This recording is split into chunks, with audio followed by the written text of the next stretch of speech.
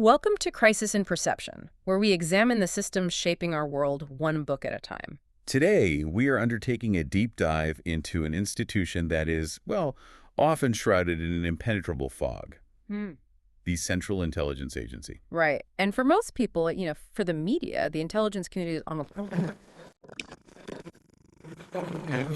The secrecy and patriotism, this idea of anonymous heroes doing necessary dark deeds to defend the nation. Or you get the other extreme, the polarized, sensationalized scandal angle. It focuses on isolated villains or specific assassinations or these dramatic, singular moments of failure. But neither of those frameworks, really, captures the essential reality of what is, at the end of the day, a sprawling bureaucratic apparatus. Hmm. So our mission today is to analyze the CIA not as some abstract conspiracy or, a repository of national heroes, but as an institutional system.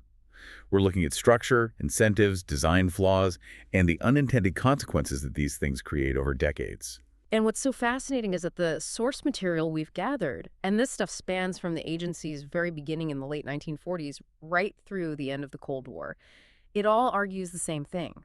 That the agency's inherent design, one that prioritizes covert action and secrecy over objective analysis and democratic accountability, well, it generates chronic, repeating failures. Yeah. It's almost built to fail in specific ways, over and over again. So today we're diving into that systemic flaw.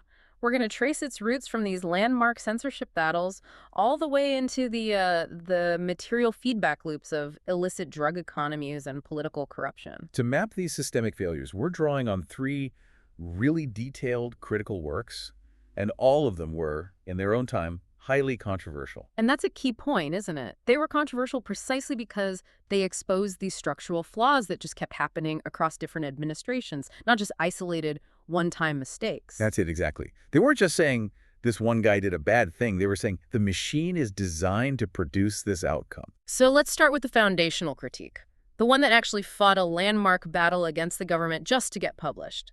The CIA and the Cult of Intelligence by Victor Marchetti and John D. Marks. Marchetti is the key here. He was a total insider, a former special assistant to the deputy director of the CIA.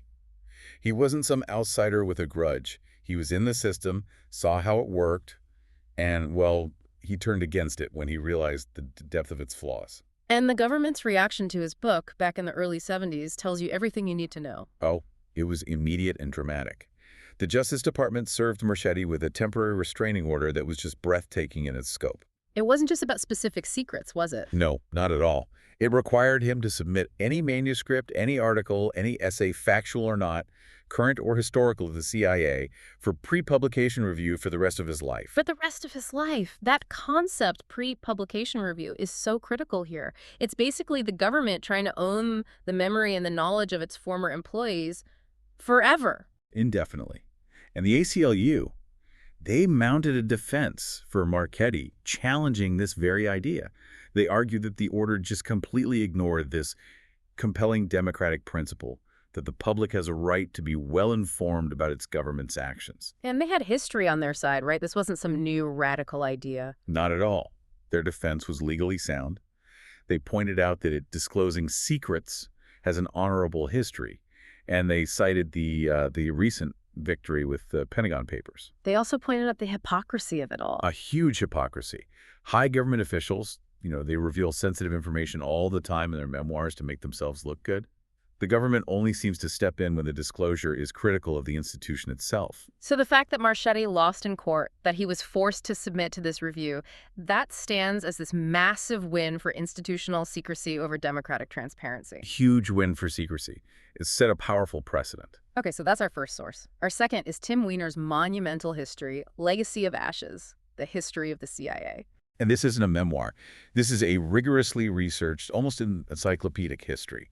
It's built on a foundation of over 50,000 declassified government documents. Plus hundreds of interviews. Hundreds of interviews with CIA veterans, including 10 former directors. I mean, the sourcing is just incredible. And what's Weiner's core thesis? It's uncompromising and, again, structural.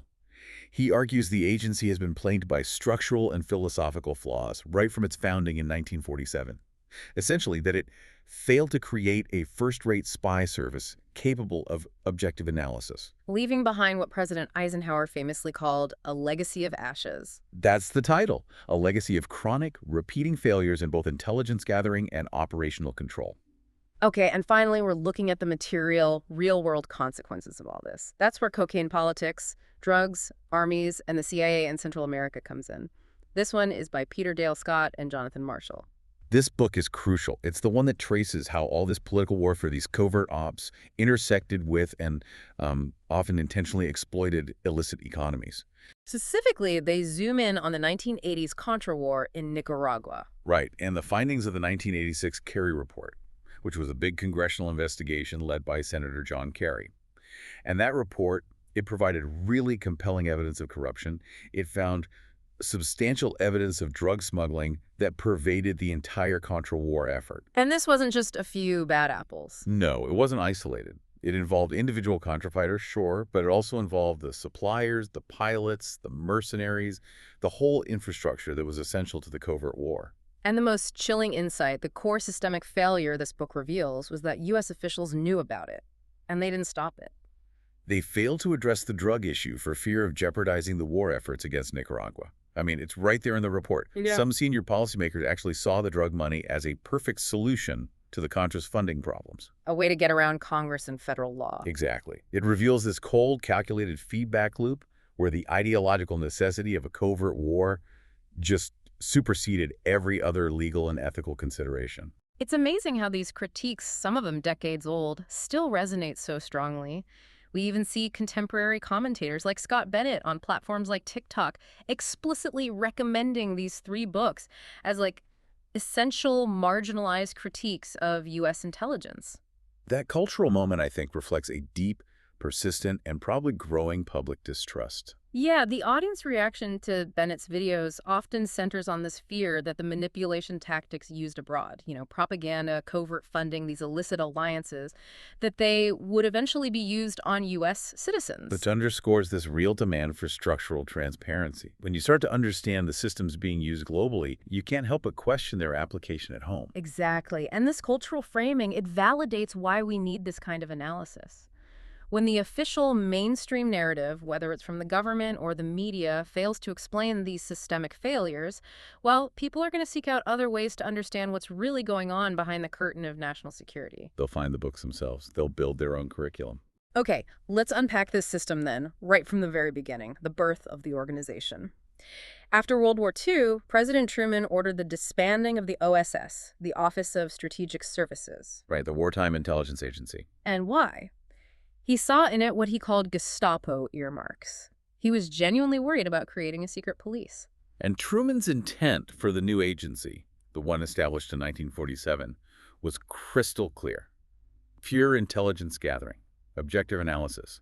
Providing the president with a unified daily brief, he wanted an organization that was totally above the fray, just giving him the unvarnished truth. But as Wiener's research shows, that vision was subverted almost immediately. Immediately. The initial goal of intelligence was just rapidly overwhelmed by this momentum toward covert operations. And this shift was structurally institutionalized in 1948 with the creation of the Office of Policy Coordination, or OPC. The OPC. This is where the structure itself becomes the problem. It is. It was established under a man named Frank Wisner, and his team ensured that the OPC's operations were not just secret, but that the existence of the organization itself was also secret. So it's a secret inside the secret. Exactly, which allowed its actions to just flourish outside of any scrutiny from the main analysis branch, or from Congress, or from anyone, really. And this immediate structural separation, it created a powerful bias toward action over analysis. And that model found, well, instant success, which cemented its role. And the prime example is the 1948 Italian election. The CIA was terrified that the Communist Party was going to take power democratically, so they intervened, they bought politicians, they flooded the country with covert propaganda, and they funneled bags of cash to non-communist parties. It was quick, it was dirty, and it worked. It worked, and that established this practice of political warfare as the primary identity of the CIA for the next 25 years. It tragically overwhelmed the slower, more complex, and, less politically gratifying work of objective analysis. That's a classic systems problem, isn't it? The system will always gravitate toward the activity that produces the quickest, most tangible, most politically useful result, even if that result completely compromises the core mission. And the action-focused operators, guys like Alan Dulles, they quickly overshadowed the analysts, the people who had worked under the OSS leader, General Donovan, and believed in that original mission. So the momentum was already there. Oh, absolutely. Dulles and figures like Richard Helms, they were already laying the groundwork for clandestine activity in Europe right after the war. They were recruiting German police and politicians to build spy networks in the East at a time when their actual knowledge of Soviet military capabilities was, and this is a quote, almost nil. Wow. So they were acting without really knowing anything. They were driven by an anti-communist ideology and a momentum for action, even when the U.S. military command in charge of the occupation zone was initially resisting them. The bureaucratic imperative was pushing them toward action, regardless of Washington's larger strategy. This relentless push for action, insulated by all this structural secrecy, leads directly to that core concept from Marchetti and Marx, the cult of intelligence. Right, and this isn't just about keeping secrets. It's a deep-seated belief system that gets adopted by the professionals inside. It's this conviction that their operations are so vital to national security that they are effectively above the law. And therefore immune to corruption from the outside, from democratic oversight. And that immunity, it grants them a degree of freedom, especially financial freedom, that would instantly trigger congressional investigations in any other government department. Marchetti detailed the agency's ability to play fiscal games that other government departments would not dare engage in. Okay, I have to stop you there because this detail is just crucial. These weren't just standard accounting tricks. Marchetti described something that is truly shocking. He did. The agency's ability to secretly use its own employee retirement fund, along with agent escrow accounts in the CIA credit union's capital, to literally play the stock market. That's right. This completely unregulated financial maneuvering was supervised by a tiny, trusted group of senior agency officers. They were using funds meant to provide security for their own personnel pension funds, retirement capital for high-risk, unvetted market speculation. All with the approval of top leadership. All with explicit approval. It just shows how deeply this cult of intelligence permeates everything. The institution starts to treat its own internal resources, even the financial well-being of its own employees, as just another expendable asset for institutional gain. The sheer audacity of using a credit union to play the stock market under the cover of national security, it perfectly illustrates how that financial immunity becomes an essential part of the cult. And that financial immunity is directly protected by the self-legitimating power of secrecy. Secrecy becomes this self-expanding shield, but it also becomes a weapon to be deployed strategically when it's useful. Marchetti points out the fundamental hypocrisy here. On one hand, you have intelligence professionals who vehemently resist Congress's attempts to get data, always citing the sensitivity of the sources and methods. Which sounds very responsible, like they're protecting national assets. Exactly. But then Marchetti notes these same professionals do not hesitate to leak the most highly classified intelligence when it serves their departmental interests, like to sabotage a rival or push a specific political narrative. So the priority isn't the security of the information. No, it's the control of the narrative. It's promoting the department's interests. The core of this clandestine mentality is the belief that national security justifies any means. It's the exact same logic the Watergate conspirators used later when they broke into Daniel Ellsberg's psychiatrist's office. They didn't see it as a crime. They saw it as a necessary operation conducted under competent authority. The operators become inherently unwilling to question the legality or the morality of what they're doing because once you adopt this cult mentality, the ends of national security always justify the means. Okay, so if the system is insulated by this cult mentality and it's empowered by this incredible financial immunity, then it inherently loses the ability to learn from its mistakes. How can it? If you never have to admit a mistake publicly, you never have to correct it internally. This is the systemic truth that Wiener's decades of history demonstrates so clearly. The failures become chronic. You can just see it in the systemic misreading of major global events from 1948 onward. The agency was blindsided by the Soviet atom bomb, the outbreak of the Korean War, the Chinese invasion of Tibet. And even when the intelligence was available, or even when some analysts did predict the event, they were often just ignored or the data was manipulated because of operational bias and political pressure. The classic pattern here is this schism between predictive intelligence and operational momentum.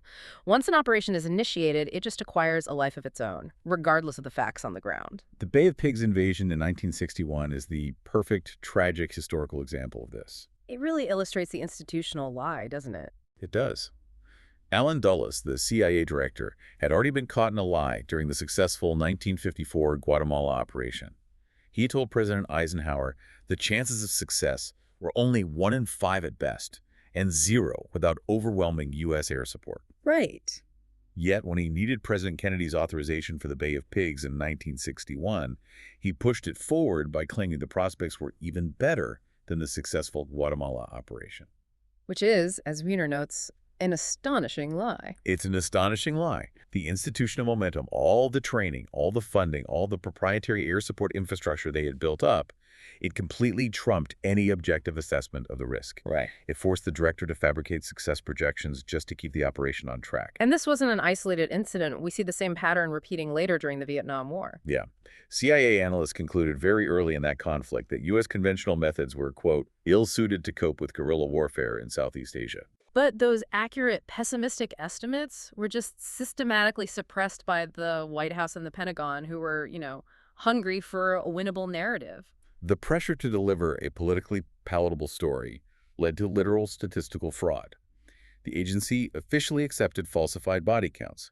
They artificially limited the official enemy force figure to 299,000 or fewer, despite internal evidence to the contrary. Why? Just to make the war look winnable. Just to make the war appear winnable and to justify continued escalation. When the intelligence body becomes the operational arm, it starts lying to itself and it starts lying to its political superiors. The objective reality of the war is just superseded by the political utility of a low body count.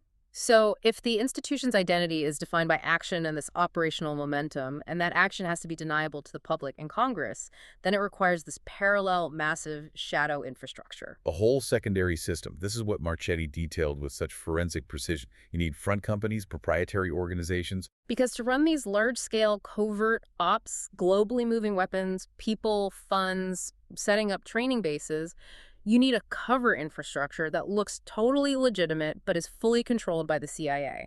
And the need for a dedicated, deniable air force was paramount, especially for Latin American and Asian interventions. This led to proprietary airlines. Southern Air Transport was the CIA's air arm, and it maintained its cover by legitimately chartering planes to cut costs. So it looked like a normal business. It looked like a normal business, but its real purpose was providing a readily available military-grade air logistics platform for counterinsurgency or regime change. And the details of these proprietary companies are where the system's financial insulation really shines, right? Oh, absolutely. Look at Intermountain Aviation. Its public transactions were hidden through shell firms like Aero Associates and Hamilton Aircraft. Intermountain didn't just do charter flights. Crucially, it specialized in the repair and reconditioning of old military planes for rapid overseas shipment to proxy forces. And the physical base for this was surprisingly luxurious. Shockingly luxurious. Intermountain Aviation was located on a large private airfield near Tucson, Arizona, and the entire base was maintained at CIA expense. We're not just talking about a hangar. It had an impressive officers' club, a swimming pool, and other sports facilities. A resort base, basically. Maintained by the government, operating under deep cover, just to repair old military planes. I mean, how did Congress not catch this kind of massive, extraneous spending? Because of the buried budget and the structural financial immunity we already talked about, one senior agency official even joked that being the director of Intermountain Aviation was one of the most pleasant assignments to finish a career in luxury. So that's the system working as intended. Exactly. The high degree of financial insulation made their operational existence just invisible to external review. And here's the key. Once you create a fully private, deniable air force that specializes in moving illicit cargo under the radar, you have, whether you intended to or not, built an infrastructure that is perfectly designed for exploitation by organized crime and drug networks. That is the perfect transition. The proprietary systems created for deniability become the exact vehicle for these illicit material feedback loops. And that's where cocaine politics provides the material evidence, specifically in Central America during the 1980s Contra War. Yeah. The system's #1 priority was defeating the Sandinistas, a purely political and ideological goal. And that goal was deemed so critical that, as the Kerry report confirmed, U.S. officials explicitly ignored evidence of drug connections because they feared jeopardizing the war efforts against Nicaragua. So this wasn't incompetence, it was a willful policy There was decision. a choice, a trade-off. Hmm. Drug enforcement for operational expediency.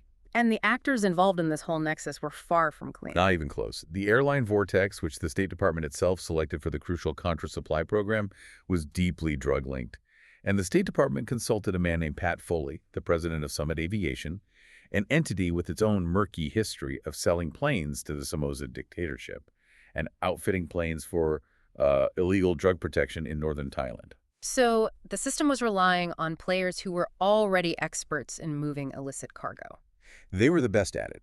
But the example that most clearly demonstrates the institutional prioritization of the asset over the rule of law is the case of General Manuel Noriega. The Panamanian strongman. Right. Despite absolutely overwhelming drug allegations against him, allegations that were widely known, Noriega was still prized as an asset by the CIA. The intelligence he provided on regional threats was simply deemed more valuable than his role in global drug trafficking. And the CIA's desire to maintain this asset led to what was basically active obstruction of justice against its own sister agency, the DEA. It did.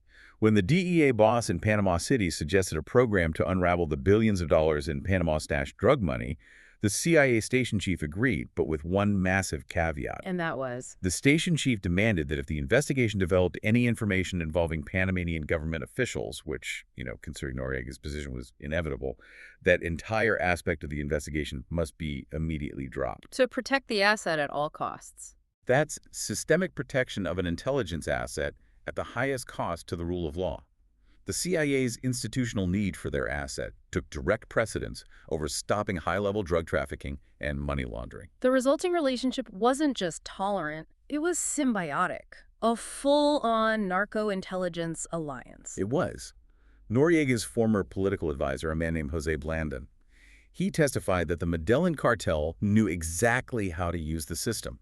They would deliberately turn over their rivals to the DEA just to keep the DEA happy. Wait, say that again? They would. They would sacrifice their competition to the DEA. Right. So enforcement agencies like the DEA and their enthusiasm for this cooperation that produced great arrest statistics were, in effect, being used by the cartels to consolidate their own power by eliminating rivals. So the system designed to enforce the law was being weaponized against itself by the very targets it was supposed to be fighting. That is terrifying. It's a perfect example of a perverse feedback loop. And this covert milieu, it created an environment where the lines between paramilitary operations, organized crime, and assassination just became completely blurred, often involving the exact same people. We see this with the mercenaries drawn into the Contra support apparatus.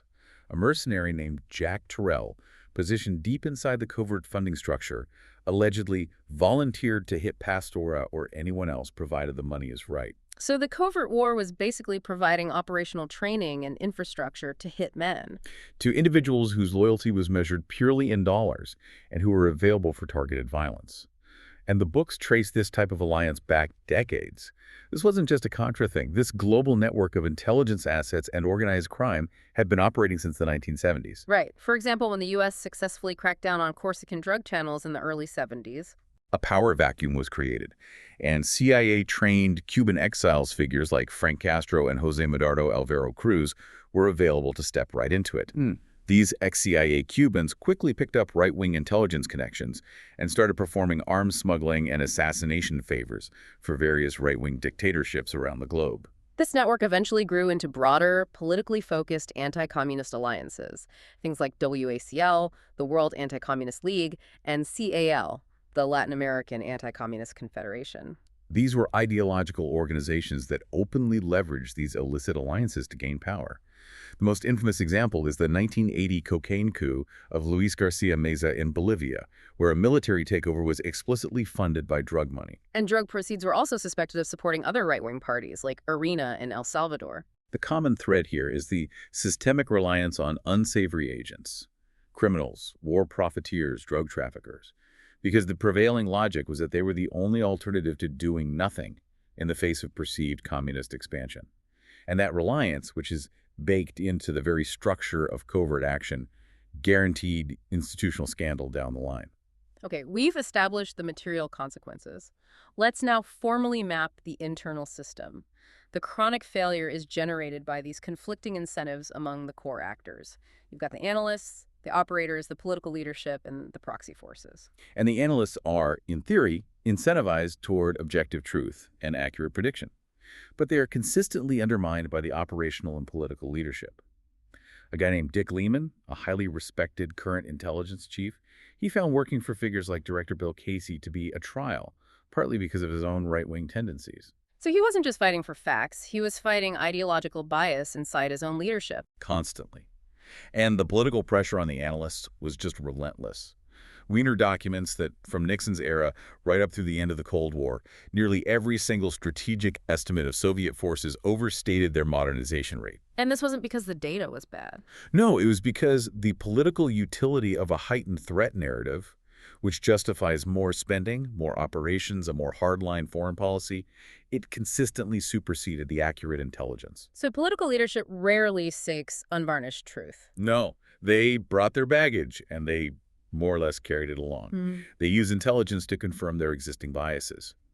Alan Dulles, focused purely on institutional growth, would regularly ask his deputies to supply him with CIA success stories that might be used at the next budget hearing. The incentive for leadership was political and budgetary utility, not objective understanding. This political demand then creates the necessity for that final set of actors, the contractors and the proxy forces. Right. The system has to rely on unsavory agents, like the war criminal Levitt, whom Dulles personally protected from deportation despite his history, or General Noriega because they are the operational alternatives to doing nothing. When the system prioritizes action above all else, it has to compromise its standards to find people willing to operate outside the law. To manage these fundamental compromises, relying on criminals and suppressing analyst dissent, the institution has to rely really heavily on powerful narratives and self-protective mechanisms. The most powerful narrative, of course, is national security. It's used as this monolithic justification for illegal or morally dubious acts, extending from foreign actions like the Bay of Pigs, all the way to domestic activities like the FBI monitoring foreign embassies, which, conveniently also provided information about Americans. And internally, this narrative relies on the mechanism of plausible deniability, which extends even to how they treat their own personnel. It does. Operators serving abroad are often forced to use official cover, masquerading as diplomats or aid officials, and they're rotated every 2 to 4 years. And while that rotation is supposed to protect deniability, it actually often heightens the risks for the agents themselves, who have to deal with inexperienced replacements and the constant upheaval. And worse, when persuasion failed to retain agents or ensure their silence, the agency relied on internal threats. As a precautionary measure, they amassed incriminating evidence against their own personnel. Wait, the CIA blackmailed its own agents? Marchetti confirms this. They gathered secret contracts, signed payment receipts, tape recordings, photographs. This leverage generally convinced even the most reluctant agent to stay silent or to see things the CIA's way. This reliance on control through leverage, even over its own staff, is just a testament to the corrosive effect of that cult of intelligence. So ultimately, the paramount incentive is just the survival of the institution itself. That's it. This was the central tension during the Church Committee investigation in the mid-1970s, which looked into government overreach. The deep institutional fear was not just that national security would be compromised. The real fear was that disclosing the deepest secrets, like the assassination plots against Castro and others, would ruin the reputation of every single president since Truman. Which is when Richard Helms, a former director, warned the president, a lot of dead cats will come out if secrecy was threatened. Exactly. The institution protects the secrets of the executive branch to ensure its own survival and its future funding. The ultimate systemic flaw, then, is this failure to incorporate feedback. If the system is designed to reward action, protect its own reputation, and suppress negative analysis, it becomes fundamentally unable to admit it was wrong or to learn from its mistakes. And so the errors just become chronic failures. The early Cold War missions directed at the Soviet Union demonstrate this profoundly.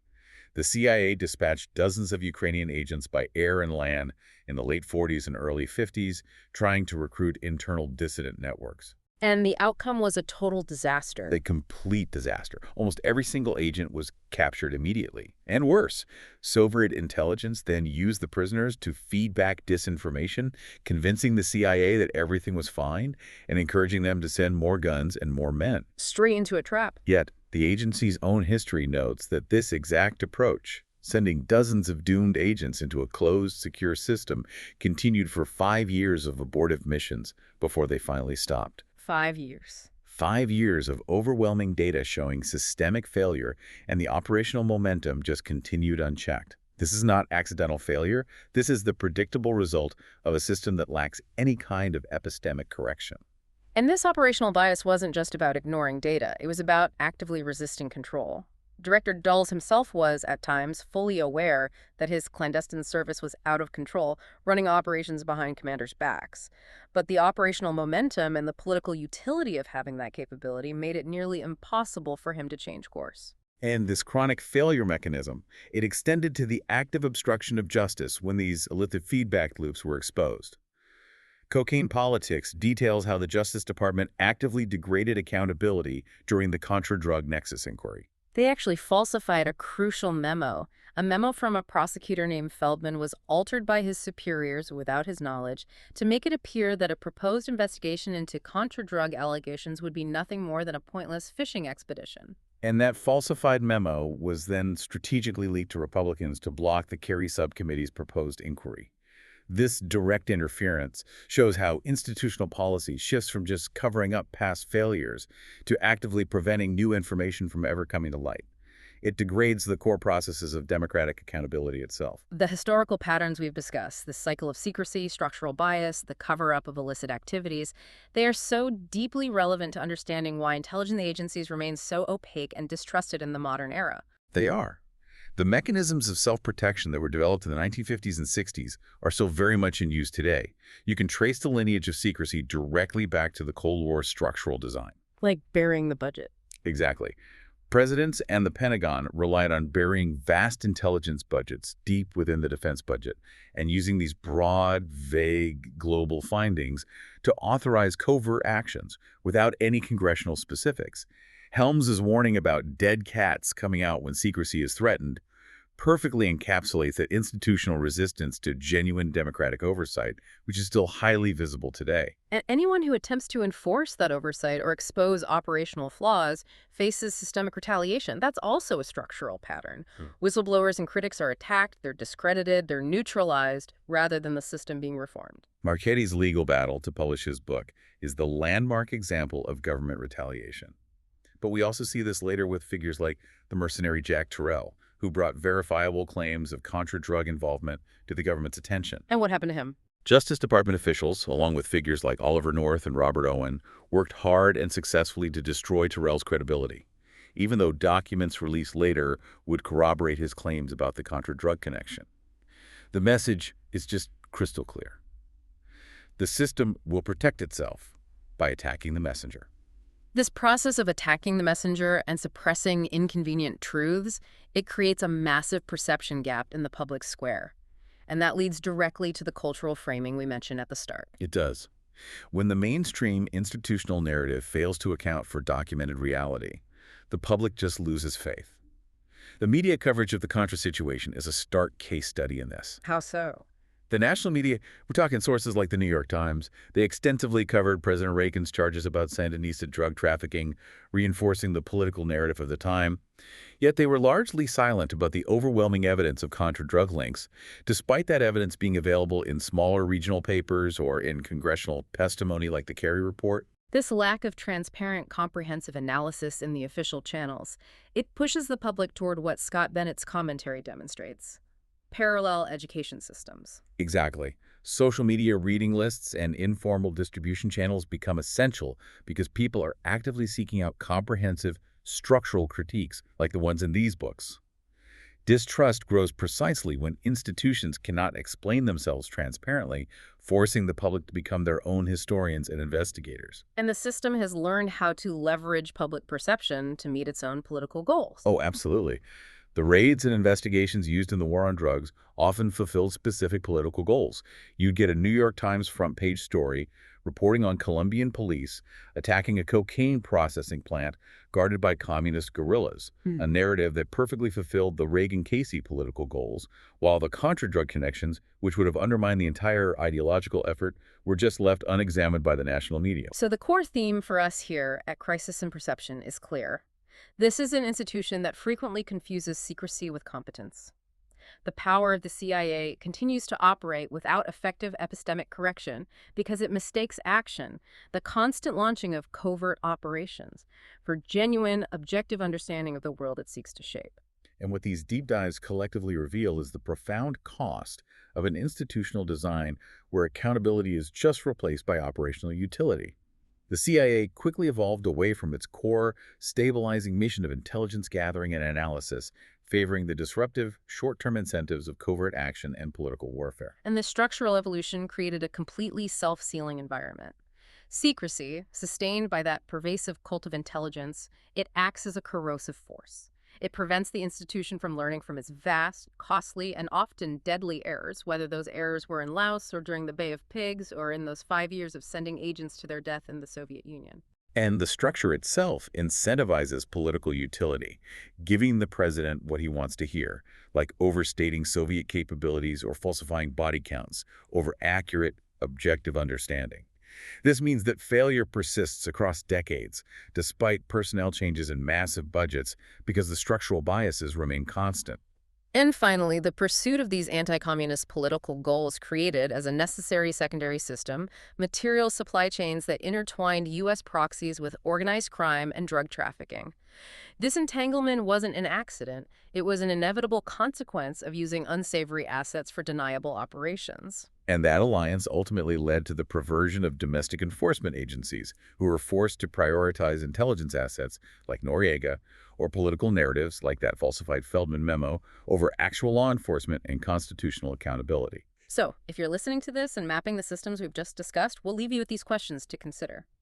If intelligence leadership consistently discounts objective analysis in favor of politically driven narratives, what does this imply about the foundation of modern policy decisions, especially when those decisions involve war, massive national security spending, or regime change? And if covert operations inevitably create these secondary systems, front companies, proprietary airlines, proxies that rely on illicit funding, how can a democracy establish genuine, functional accountability without compromising the very nature of clandestine activities, which do require some level of secrecy? Is it even possible for accountability and secrecy to coexist in such an operationally biased system? And finally, if the institution prioritizes its own survival and the concealment of past actions like assassination plots and drug alliances over fundamental systemic reform and admitting error, what questions does this raise about the true long-term cost of institutional secrecy to democratic governance and the rule of law? We want to clearly credit the authors whose work informed this deep dive: Victor Marchetti, John D. Marks, Tim Weiner, Peter Dale Scott, and Jonathan Marshall. We encourage you to read the books themselves, support investigative journalists and historians, or borrow the works from your local library. For a shorter visual overview of this topic, see the mini explainer linked in the description. If you enjoy systems-level analysis like this, please like, subscribe, and comment with books or topics you'd like us to explore next.